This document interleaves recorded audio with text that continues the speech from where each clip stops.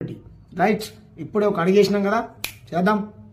ఇంతకంటే బలమైనటువంటి ఉద్యమం తెలంగాణ కంటే బలమైనటువంటి ఉద్యమం చేద్దాం ఎందుకంటే అయిపోయింది యువన స్వార్థం కోసం వాడు గతంలో మనం వాడుకున్నారు కానీ ఇప్పటి నుంచి ఆ మోసం జరగొద్దిగా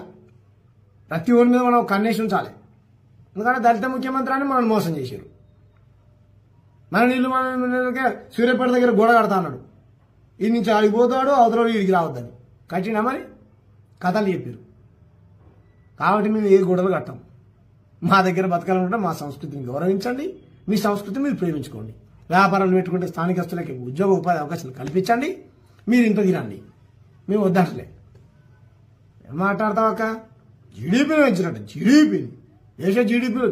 ఏడరా జీడీపీ 24 మంది దేశాన్ని దోసుకున్నాడు దొంగలు మొత్తం చెప్పాడు కదా రాహుల్ గాంధీ తోలు జీడీపీ అంట జీడీపీ బాగా చేయరి మీకే భయపడతామే మేము ధమ్కీలకు ఈ పిట్ట బెదిరింపులకు తాటాకి సప్పులకు ఉడత ఉప్పులకే కూడా భయపడ్డాడు ఉసుకో బుసుకో ఇవ్వలేడకు తెలంగాణ బిడ్డలాం ఈ మట్టి మీద నేల మీద పుట్టినోళ్ళం పౌరుషం ఉన్నోళ్ళం బంచందొరాన్ని కాల్మొక్తా అన్నటువంటి బాధ్యత్వానికి వ్యతిరేకంగా బందూకులు ఎత్తుకొని దొరాన్ని తరిమినోళ్ళం అక్క అటువంటి వాళ్ళం పోరాటం చేసేది